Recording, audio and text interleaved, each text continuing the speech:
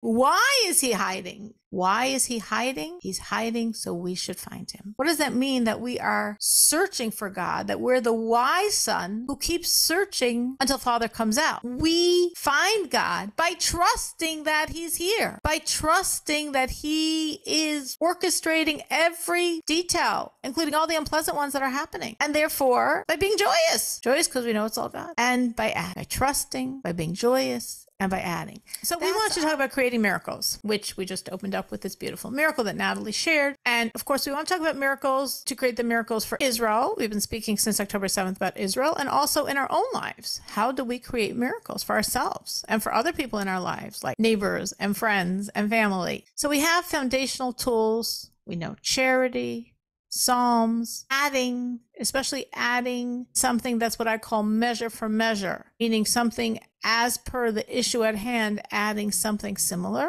Doing what's your most difficult. What's your most difficult is generally why you're in this world. So doing what's your most difficult, and trust. Trust creates reality. So all of these are tools that creates miracles. Charity creates miracles, and Psalms creates miracles, and adding create miracles, and doing what's your most difficult creates miracles, and trust creates miracles, because trust creates reality. So I wanted to focus today specifically on this tool of trust to create the miracles for Israel and create the miracles in our own lives as well. So we just started by talking about a miracle, but have you done this and seen the miracles happen? Meaning not only, as Natalie said, which was amazing, beautiful opening to this class, sharing this miracle of her neighbor's health, but have you done things proactively to create miracles and have seen that truly miracles have happened? Well, it's funny, this week we had gotten so busy with the hustle and bustle and slammed at work and kids back in school and everything, we lost track of our Tehillim book. We'd been cleaning, expecting company, and we didn't end up having company. But then with Janice going into the hospital, boy, we searched the house till we found it. And then you said... So you definitely were saying Psalms to create her miracle. I don't know if I wouldn't say it was us, but yes, we were certainly trying. I mean, at first the terrible thing was it wasn't my first reaction. I was so upset because we've been trying to go visit them for like 6 months and hadn't been able to do it because one kid after another has been sick. And you don't want to go visit 90-year-olds when the kids have the sniffles and the colds and the coughs and everything else. So, I think the first feeling was this tremendous feeling of guilt that we hadn't gotten to go visit her while she was healthy, and now she was in the hospital and we were going to lose her, and it was very sad. It was really rough. But then on Saturday, making the effort to find the Psalm book and getting over to visit her in the hospital, and the kids and I saying the prayers, and then today when we went to visit her, miraculously she's really doing so much better. It's just so much better than anybody expected. Wow. Well, I definitely think you should look at your Psalms as part of God's miracle. We give him the credit, but we're his partners. And when we say those Psalms, it elicits God's kindness and compassion.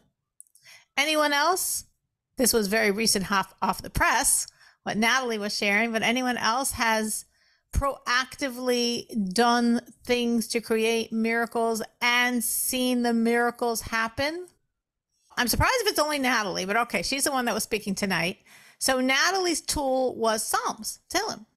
That's what she was doing. And thank God, if she wants to take credit for it or not, but somehow the miracle happened. So I wanted to focus on the idea of trust and how that can create miracles. But I am sure that it's not only the situation, it's not only Natalie. I'm sure that hopefully every one of us has turned to God, has walked his road, if it was with trust, if it was with Psalms, if it was with charity, if it was with adding, if it was with all of the above, and have seen the miracles happen, because we have this ability. We have this ability to partner with God. We have this ability to create miracles. So I would sincerely hope that all of us have had those opportunities, not only have been a recipient of God's miracle, which is amazing, but also that we can say we partnered with God. We walked his road. We said the Psalms. We gave the charity. We trusted. We added. And then God created the miracle. Yes, he created the miracle. We're not saying we created the miracle, but all of our efforts were the catalyst for God to bring down the miracle. And whenever that happens, put it really close to your heart that you could pull it out in all situations of need, like the next dire crisis, because they will happen. The crises happen. So it's good for you to be calm and know, I know exactly how to handle this one. I know exactly what to do. Where's my Tillamook? I wanted to speak about trust. I wanted to speak about trust, how trust segues into joy. And again, our goal here is to know that we have the power to create miracles, and we're focusing on this specific tool of trust as a means of doing so. So when something negative happens and a person feels broken, the brokenness could be what happened, and the brokenness could be this sense of like, where is God? What's going on? How is God allowing this to happen? What's going on with my world that God allows, permits, causes such negativity to happen? And that's a very broken thought. When someone walks down that road, they feel very, very, very shattered. So it's really important to reframe. This is where trust comes in, to be able to reframe any of these situations as God is hiding. And the purpose of hiding is to find him. So if I'm thinking God is hiding, he's playing hide and seek with me, and there's a goal in his hiding, he wants me to find him, when I think that way, I don't feel broken.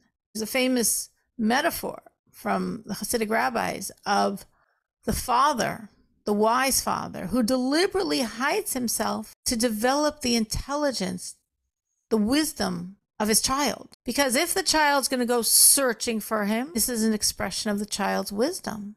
And if the child cries and doesn't look for his father, gets distracted by toys, or gives up, or despairs, well, that's a foolish child. But if the child is more mature, more intelligent, recognize he knows father, and he gets this is part of a game between the two of them. And he looks for his father.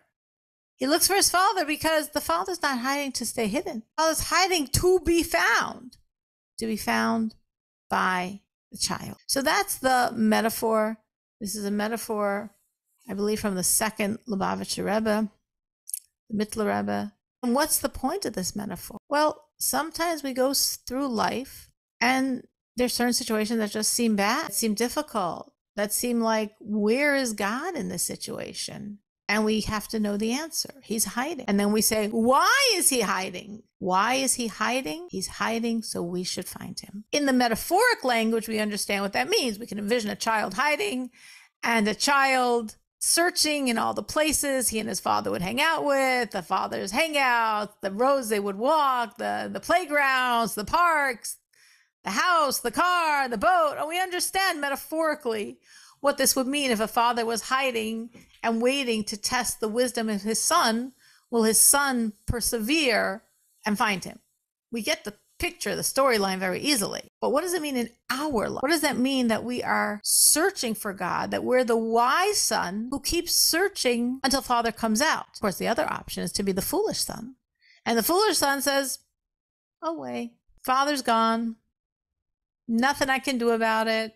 He left me. He abandoned me. He vamoosed out on us. I could cry. I could be despondent. I could distract myself with my toys and my games. But I don't have any belief that father's somewhere that I'm going to find him, because he left, clearly. But that's the foolish son. And the wise son says, no way. What's his point of wisdom? My father would never leave. My father loves me. My father loves me absolutely. So if I don't see him, it must be that he's hiding for the purpose of me finding him.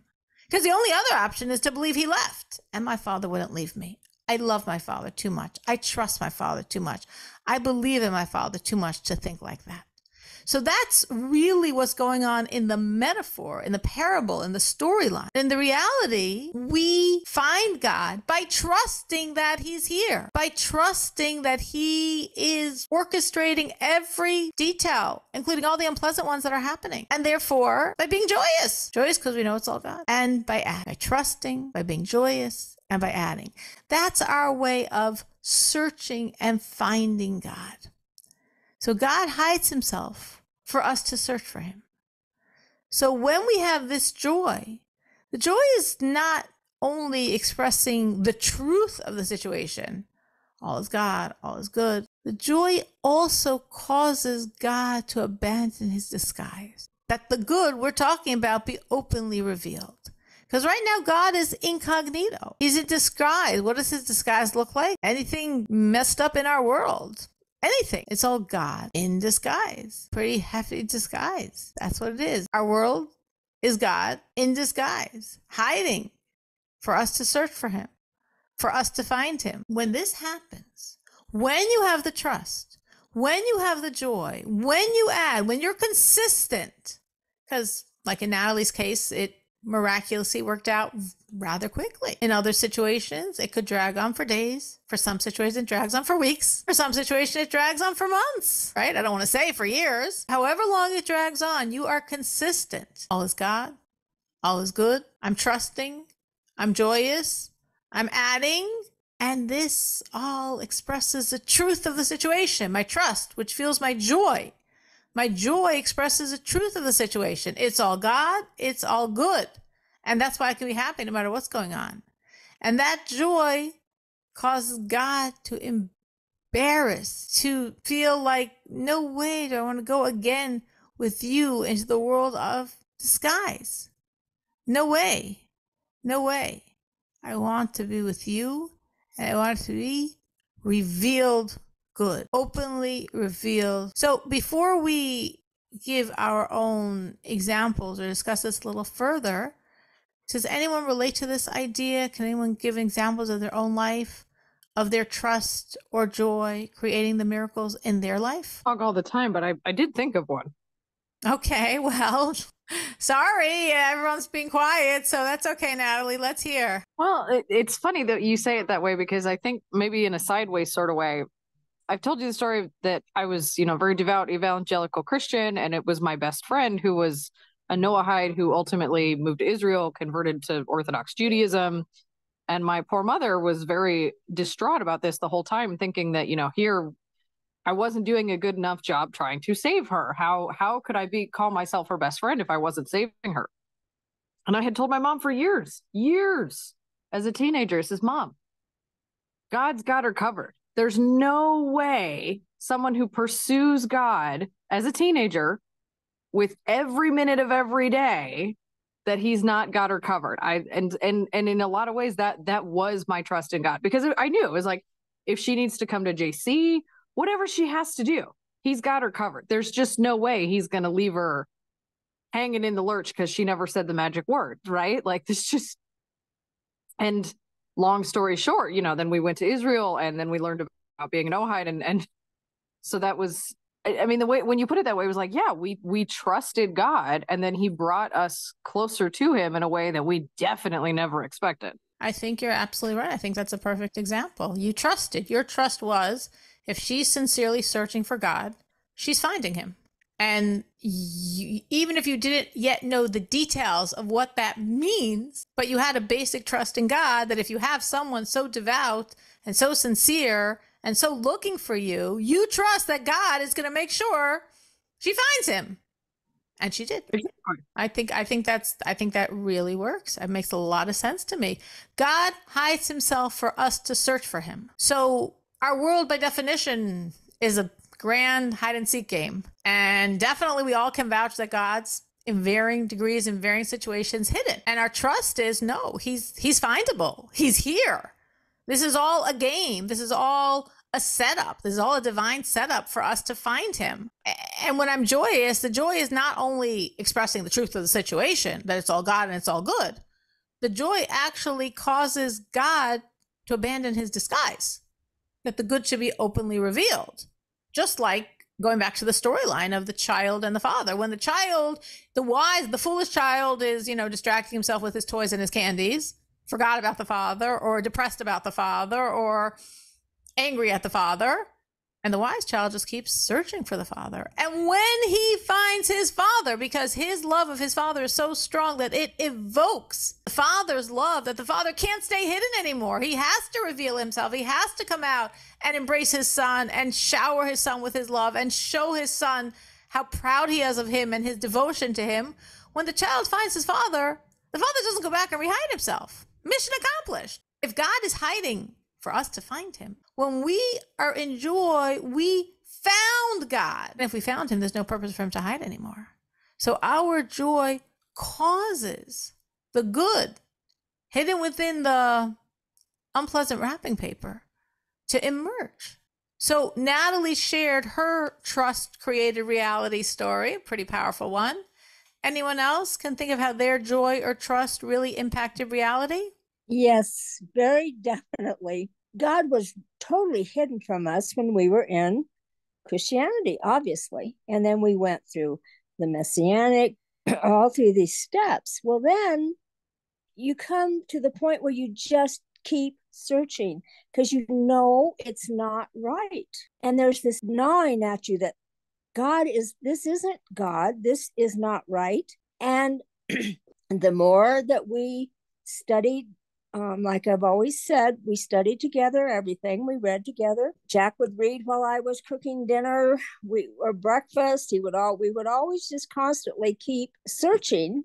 And of course, I've told you about the Jewish people in our lives that really brought us to reality. And God became unhidden when the Jewish people, when we started, when we started searching on our own in the Torah, and then God provided the Jewish rabbis, the Jewish friends, and they just slowly and surely we could see the truth. And it was so enlightening, so refreshing to know who Hashem was. He was unhidden from us at that time. That's when the reality came that he was not hiding from us anymore. And So, I'm not saying it was easy because we struggled, because you would think, well, we've been this all of our life, we've been taught this. Are we really making a mistake by rejecting JC? I mean, it took a while, but when we finally realize there is Ein Od Milvado, there's one God, only one God. And it's the God of the Jews. And he's the God for the whole world, for everybody, not just the Jews, but he's for us too. And he wants us too. And that's Dixie, when you were going through this journey, getting back to what we're talking here, did you have this trust that if you keep sincerely searching, you will find him? He will allow himself to be found? Did you feel that trust? Did you feel that certainty that we sincerely want God? This doesn't feel right to us. I know if I search, I will find him because God will be there for me. It's a trust that yes, it's a trust that he will show us the truth. That's the trust that he's not going to hide himself, that he's not going to hide the truth, and that he gave the truth already. And it was trust in the Jewish, how I will say it, not the Jewish people, it's a trust in the Torah, that what the Torah was saying, it was the trust in his words, that what the prophets were saying. And that was the trust. And that was built on a trust in God. Obviously. Right. So you're saying, so just like in Natalie's story with her friend, she was saying she trusted that if her friend was so sincere, her friend was going to find God. And she did. Mm-hmm. And you're saying in your own life, in your own journey, you did have this sort of basic trust, because otherwise a person could give up on the search. Like, I'm never going to find God. And there's millions of people that believe this. If it seems a little strange to me, well, there's also millions of people that don't believe anything. But somehow I'm not going either road with the masses. I'm trusting, I'm searching, and God will let himself be found. God will show himself to me because I trust him. So that was a deep trust in God that propelled your search until you found, like, as you said, it wasn't a short journey. No, it's not a short journey. Because the backside keeps putting in your head, you're wrong. How can you give up on JC and all that his promises? And it's like, well, it showed that it's not his promises. It was God's promises that he took for his own. He stole them. It wasn't him that said that. It was Hashem that said that. In the Tanakh, in the Torah, it's all there. He was just putting, or the people, I don't know, he or the people were just putting his name to God's promises. Right. And you had to trust you're going to find God. Mm-hmm. Even though all the numbers are not on your side, just like Abraham. Abraham was an individual against the whole world, but just because the numbers were not in his favor, he still searched for God and found him. And Dixie said she's searching and she's going to find. And we found together because we did everything together. But I can honestly say I have no friends left right now. I mean, that were no Christian, Messianic, any like that. They're acquaintances now. They don't have much to do with me anymore, which is fine. I'm glad, because then I don't have to keep defending and trying, because you're talking to people that do not want to know the truth and you're just wasting your breath. But that So must be a little hard and a little lonely. So I'm glad that you realize it's the better situation of the two options. It was hard, and it was lonely, but now it's not. I am so thankful. I got too much to read. I've got too much to study. There's no time for loneliness. Beautiful. That's very special. That's very special. So Natalie and Dixie both really have seen in their own journey this trust factor, and they really did see that God was found. Natanya, were you going to add something? Actually, it's kind of embarrassing, but I'm still working on the trust. There are times that I could honestly say that I feel, God's, presence in my life, what do they call, representuran and debikut, am I right? Clinging to God, His presence, Shekinah. But there are times that I really have to, it's funny because there's sometimes I can feel it, especially when I'm, I'm working with kids with autism. Sometimes I feel it, sometimes it's not. So again, I'm still in that, working on that consistency. Like I really have to, just like with our Sunday class, is that even though I'm not participating and I'm just in listening mode, but I really have to make sure that I'm attending. Otherwise, I will kind of lose it. Yeah, if that makes sense. Yeah. So I really have to really make an effort. Actually, but the good news somehow is that yeah, but the good news somehow is that we already finished the light and part of the Baal Shem Tov. Is really helpful for me, to understand that God's miracle is beyond that, right? You really have to, feel God's presence in a sense that you really are kind of one with Him. Yeah, in that sense. But yeah, it's still for sure a work in progress. Yeah. I think and that's appreciate a very the class and honest everyone's answer. sharing. I think it's an honest answer, and I think all of us are working on our trust. We just are all holding perhaps in different places, which means some of us can look back and say, yes, I trusted, and trust created reality. I could say for myself personally, I have many times been in situations where I trusted, crazy stories I could tell you, where I trusted and the trust created reality. But that doesn't mean I don't need to work on my trust, because we're humans. We're constantly evolving. We're constantly growing. We're constantly morphing. However close we are to God, there's always closer. So however deeply we trust, there's always more. There's always more trust and more trust and more trust. And I have, I used to say I must have my PhD in this by now. Like God's had me tested so many times, so many situations. I have truly passed the test. I have truly trusted, and that trust truly created reality, but I'm not a dumb product. There's also times when I wouldn't say I don't trust God. That's pretty extreme, but I could say if I was trusting Him the way I should be calm and joyous. In other words, when you're in a space of trust, you're calm. There's no fear. There's no tension. There's no tightness. There's no nervousness, totally calm. And you're actually joyous. This is cool. I know something amazing is going to be happening really soon. Like the rest of the world, whoever else is involved in the situation looks at it and thinks, oh, but I know the secret. I know it's going to be amazing because I know God's coming through, because I know we're trusting in Him. So when you're really in a space of trust, you're calm because there's nothing to fear. There's no stress. There's no tension. There's no nervousness.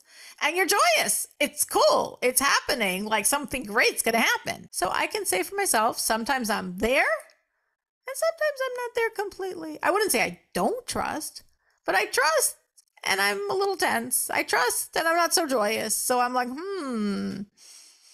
I trust, but I still need to work on it. So I think it's very human and very normal to trust, but to still need to work. And then we trust more, but we still need to work. And then we trust more, but we still need to work, because that's how we grow closer and closer and closer to God. And God's infinite and we're finite.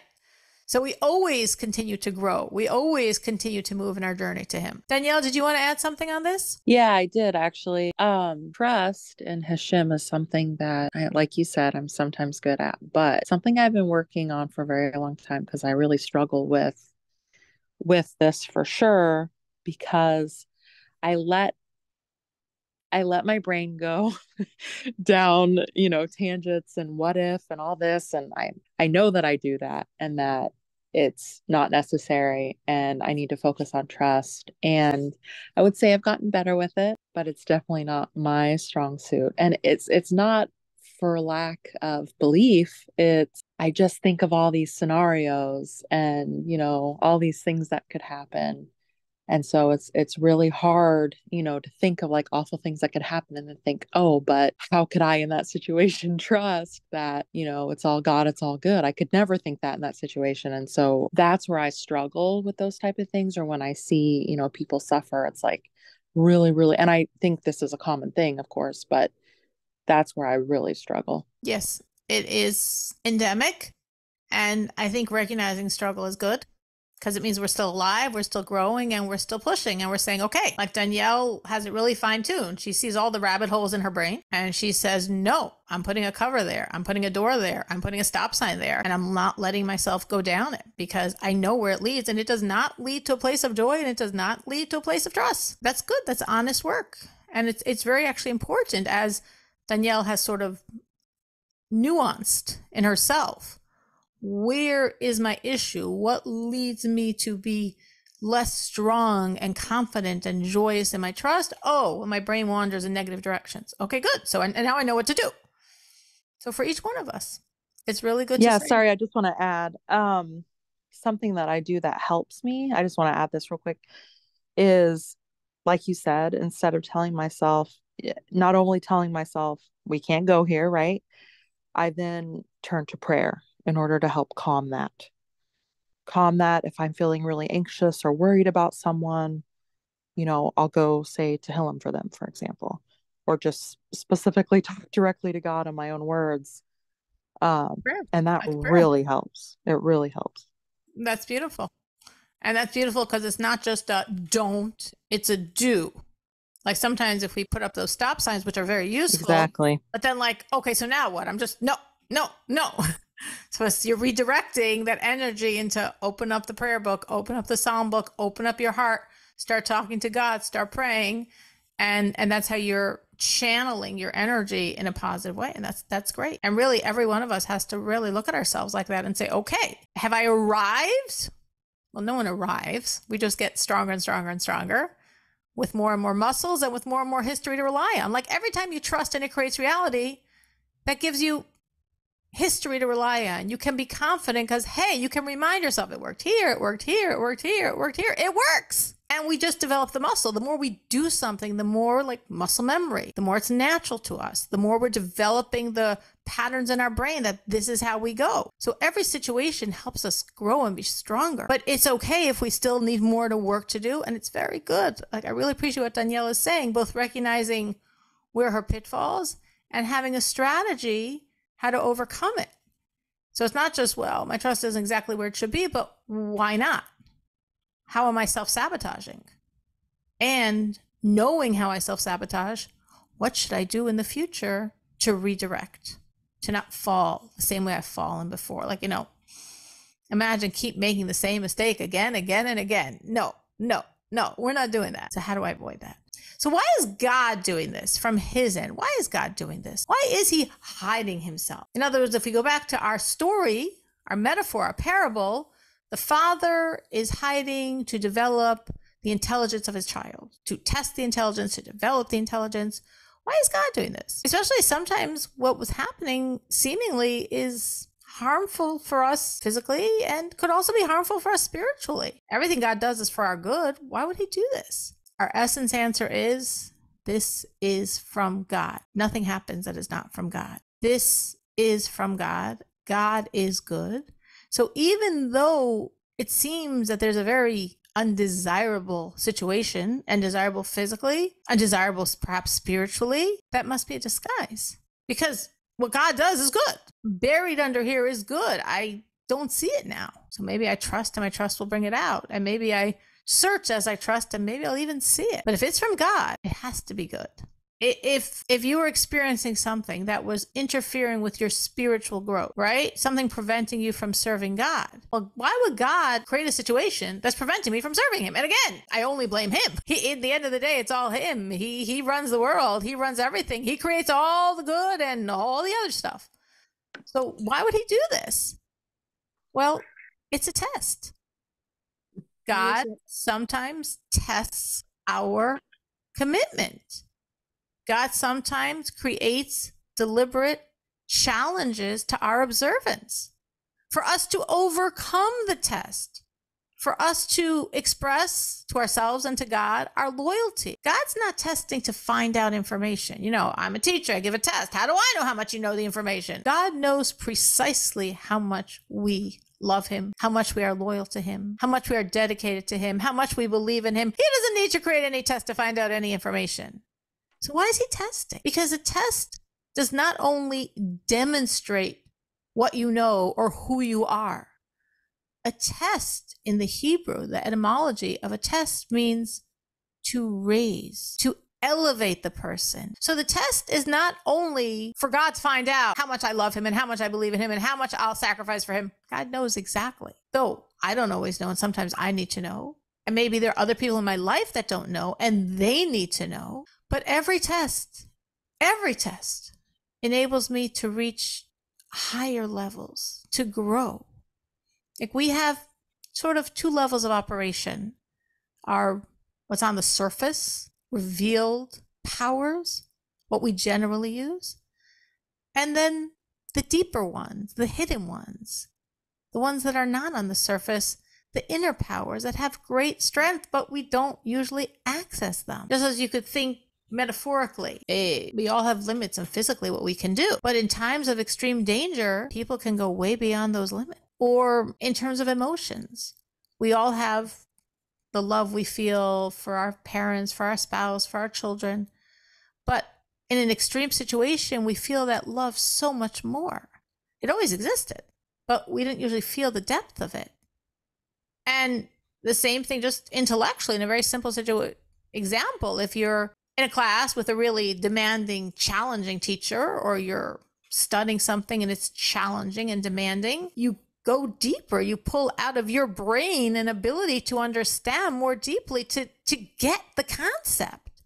So all three of these stories, if it's the physical strength, the love for someone, the intellectual abilities, normally we have a surface dimension, how we normally love, how we normally are strong and endurance, how we normally understand.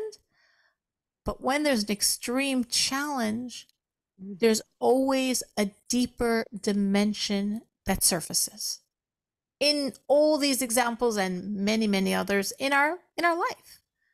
So that's why God tests. We love God. God's only testing people that love him. There's no point otherwise. We love God. We believe in God. We serve God. But sometimes it falls into a sort of limited service, part of our external dimension. We have the potential for a lot deeper, but that only surfaces when we are challenged.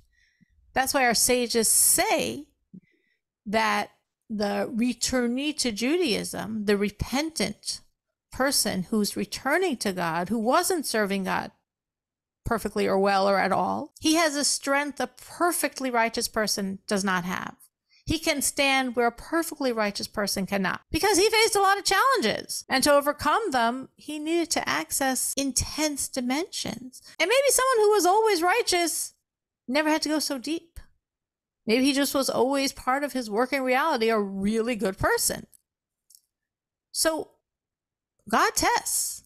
Life is not always so simple. We all know that. And really, in every situation, we ideally should see the growth. We should see how we grow through these situations. And the trust is one of the tools how we grow. Because when we're in a hard situation, but we're like, no, I'm going to stay calm. I'm going to stay joyous. I'm going to stay a believer. I'm going to pretend I'm calm. I'm going to pretend I'm joyous. I'm going to keep going. That's me passing my test. That's me growing. That's me changing. That's me developing. And all that creates those miracles. Have you seen this?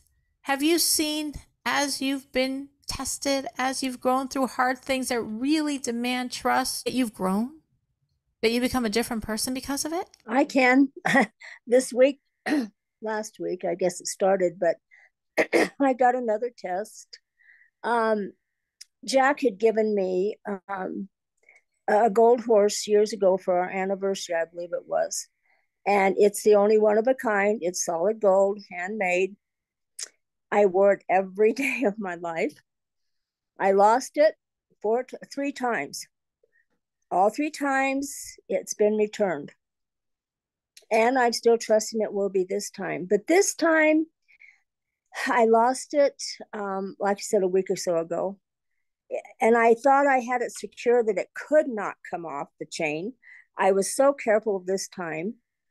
And Shabbat morning, not this one, but the last one, I looked down and it's gone. And I thought, where could I have lost it? But I would panic. Every other time I lost that, I would panic. My reaction was, this too is from Hashem for some reason. And so bottom line is, I miss it. I want it back, but I'm not like I was before. This is too from Hashem for the good. And we have to trust him. If I get it back, it's for good from Hashem. If I don't get it back, this too is from Hashem for good. And I've got everybody looking, and it doesn't make sense that I can't find it this time, because it's so weird of how it came up missing. So, and that's another test. But this time, I think I passed it pretty good, because I'm not stressed. If it comes back, it comes back. It's only important because Jack gave it to me, not because it's gold, not because it's beautiful. The only importance that horse carries is because Jack gave it to me for our anniversary. So that's what happened last week. Wow, that's impressive. It sounds like you are passing, and that it's because you've been through the same situation 3 times before, you can really see your growth and see how the test is forcing you to grow deeper and just, I'm going to be calm, God. It's all in your hands. And I know those are good hands. They're the only hands. It's his anyway. Everything is his. So I might as well accept. If he gives it back, it's from God. If he doesn't give it back, it's from God. Exactly. Wow. Anyone else? Anyone else has seen? I mean, Dixie's demonstrating this very clearly. Anyone else has seen how they've grown through their tests? Because that's the point of them. Yes, definitely. Danielle, definitely. Yeah. I've definitely seen this. I would say before I started really focusing on trust, I would focus on what can I do? What can I do? Or what rabbit hole can I go down to fix this in this situation or whatever. And so instead of that, because that is useless energy, focus on trust. And many times it's obviously all good and all God's will, but thank God many times it works out all just fine, even from my perspective. And you've seen the growth, because this is how I used to be. Yes. I used to panic to this degree, then I started panicking to this degree, I started panicking to this degree. Now I just go through the motions. I don't even fall into real panic, because God, you've done this to me so many times. We're not even bothering. We know exactly what we're supposed to do. That's the growth. And it's true for all of us. Everyone in the world is tested.